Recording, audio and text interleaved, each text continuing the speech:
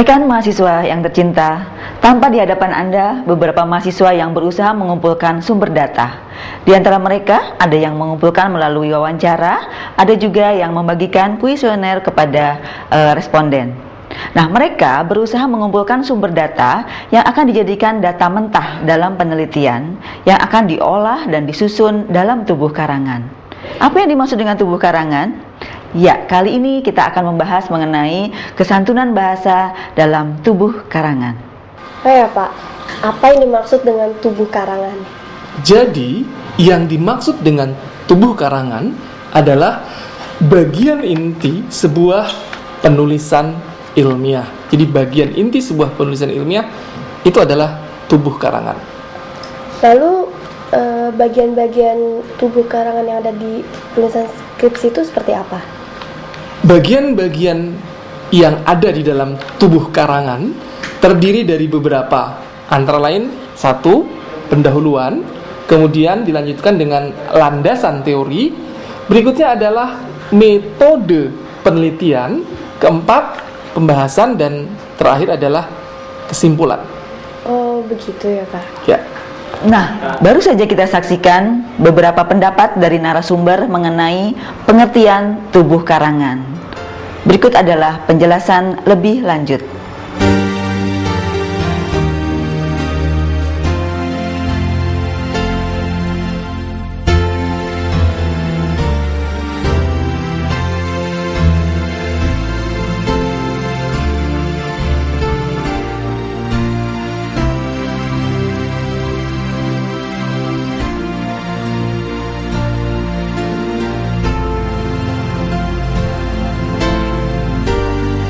Proses penulisan tubuh karangan sangat penting dalam sebuah penelitian. Beberapa hal yang perlu diperhatikan dalam menulis tubuh karangan adalah kemampuan dalam menulis bagian pendahuluan yang terdiri atas latar belakang masalah, rumusan masalah, dan tujuan penelitian. Pada proses penulisan tubuh karangan dapat juga dinilai berdasarkan topik dan pokok bahasan.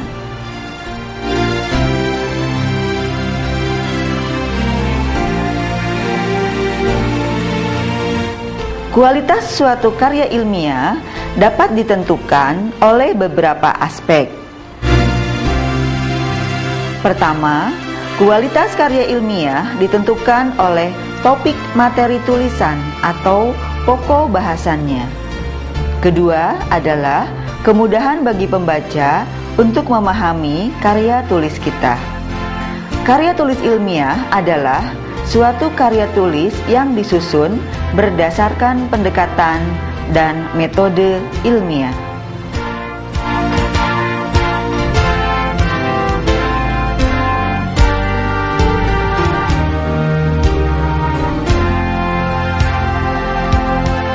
Rekan mahasiswa, bagaimana?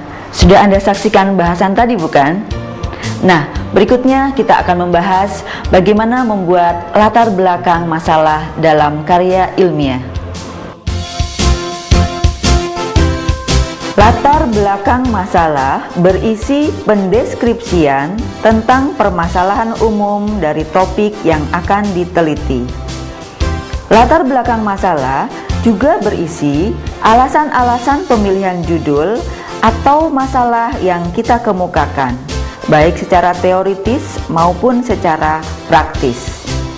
Untuk penulisan latar belakang masalah, diperlukan kemampuan menyusun sebuah tesis.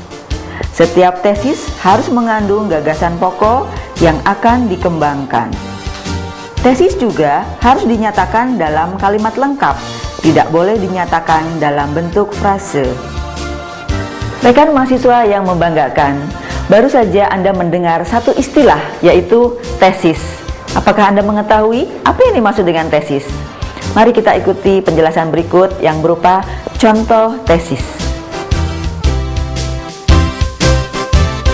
Sebuah tesis harus mempunyai gagasan pokok. Coba perhatikan contoh berikut ini.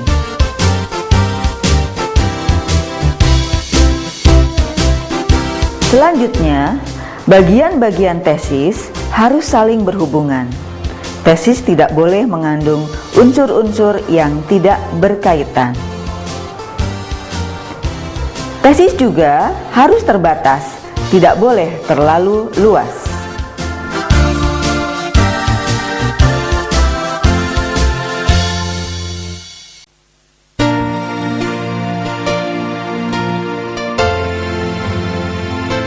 Mahasiswa, unsur lain yang kita temukan dalam penulisan bagian pendahuluan adalah bagaimana cara menulis rumusan masalah.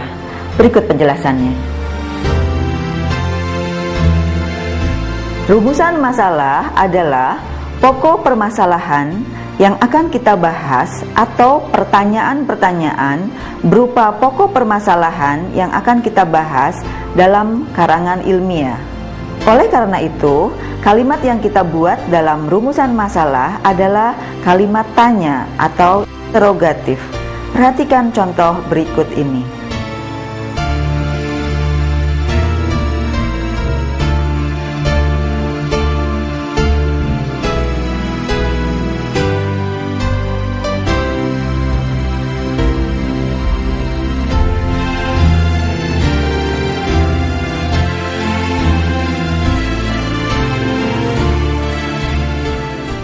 Rekan mahasiswa, selain bagaimana cara menulis rumusan masalah, hal lain yang harus diperhatikan adalah bagaimana cara menulis tujuan penelitian.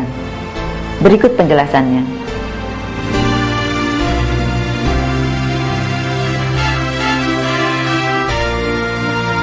Tujuan penelitian berisi pendeskripsian secara singkat, jelas, dan tajam mengarah pada rumusan masalah dan latar belakang masalah. Kalimat dalam tujuan penelitian berupa pernyataan atau kalimat berita.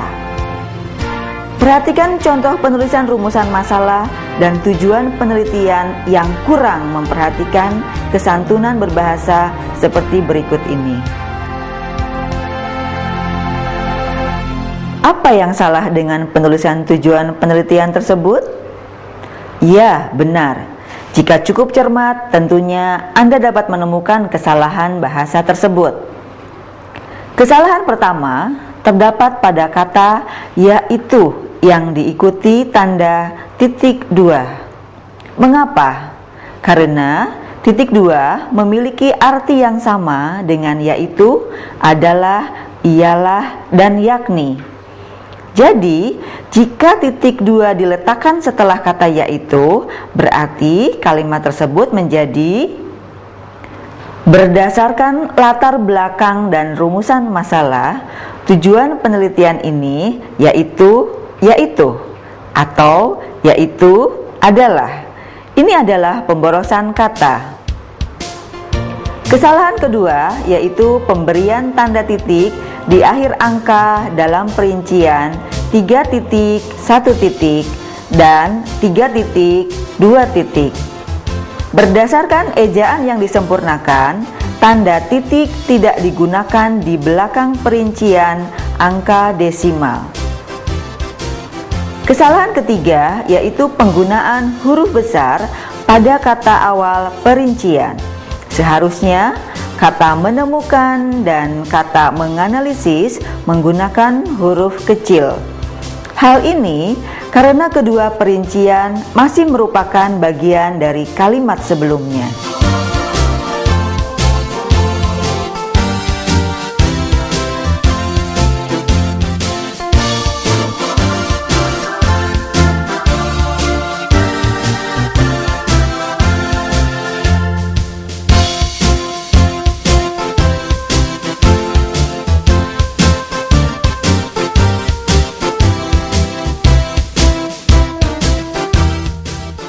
Dengan demikian, kesalahan-kesalahan tersebut dapat diperbaiki seperti berikut ini.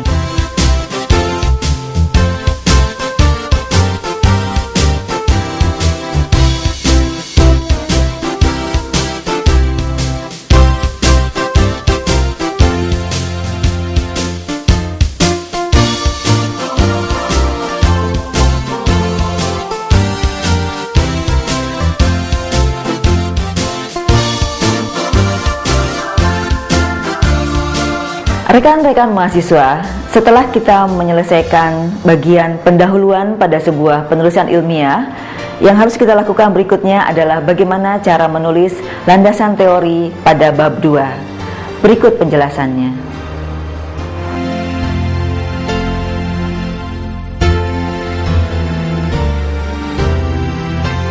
Bagian landasan teori atau biasa ditemukan pada bab 2.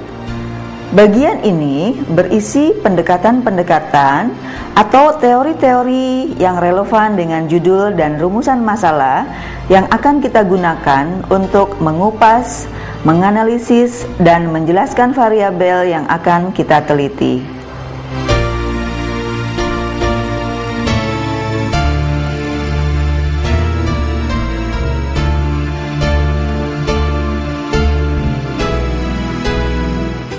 Pendekatan atau teori yang akan kita gunakan tentunya dikutip dari pendapat para ahli di bidangnya dari beberapa sumber bacaan yang telah teruji kebenarannya.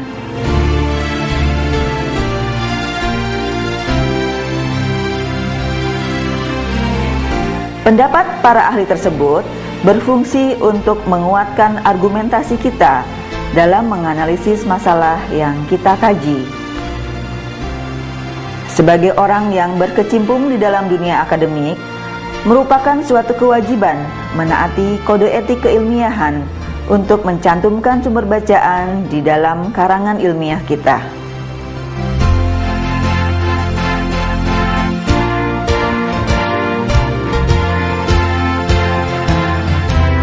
Rekan mahasiswa yang saya cintai, penulisan landasan teori berhubungan dengan bagaimana cara kita mengutip pendapat orang lain.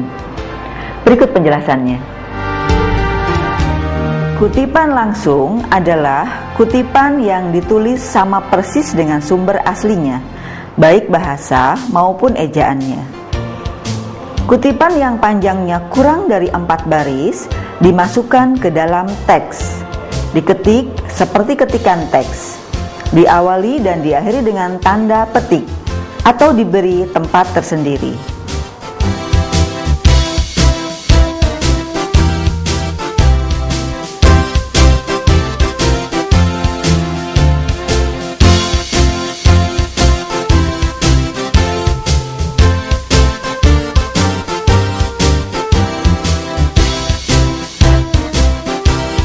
Sedangkan kutipan tidak langsung adalah kutipan yang tidak sama persis dengan aslinya.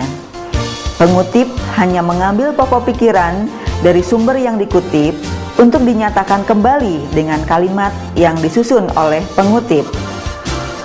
Kalimat-kalimat yang mengandung kutipan ide tersebut ditulis dengan spasi rangkap sebagaimana teks biasa.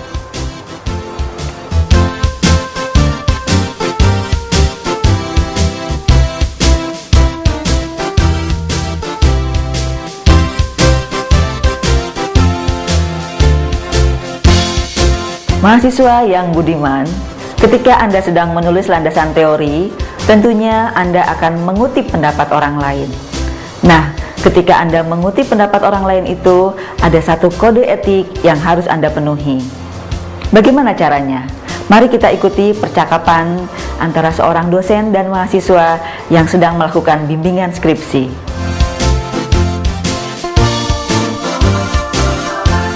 Selamat pagi, Bu. Selamat pagi, silahkan duduk. Ada yang bisa Ibu bantu? Iya, Bu, terima kasih. Saya Siska, mahasiswi bimbingan Ibu.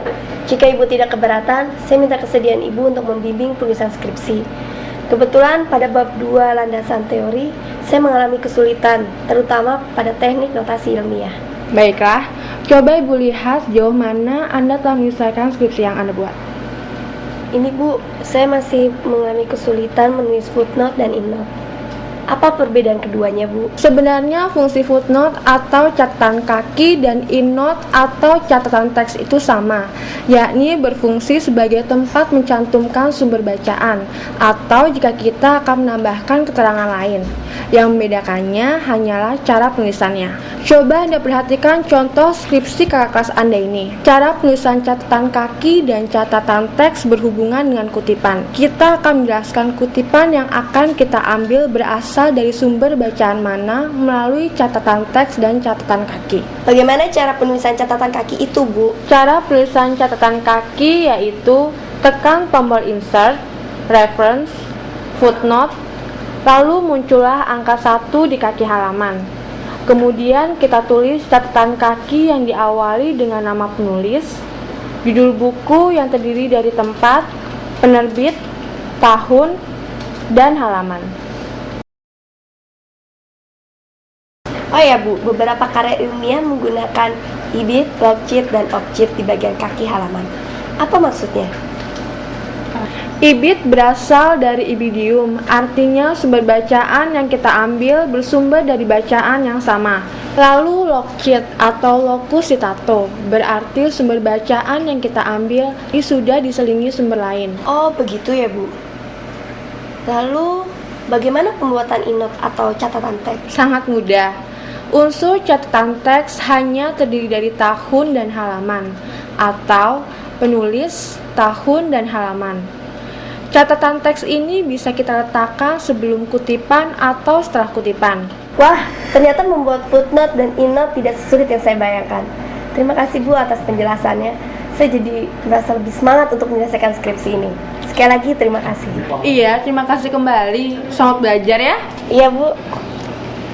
Permisi Bu. Iya. Rekan mahasiswa yang tercinta, usai sudah pembahasan kita mengenai kesantunan bahasa dalam tubuh karangan. Bagaimana? Tidak sulit bukan? Ya, yang terpenting adalah bagaimana cara kita mengutip, mengupas, dan mengolah bahasa dalam tubuh karangan dengan baik dan benar. Semoga pembahasan kita kali ini bermanfaat untuk Anda dan sampai bertemu di lain kesempatan. Terima kasih.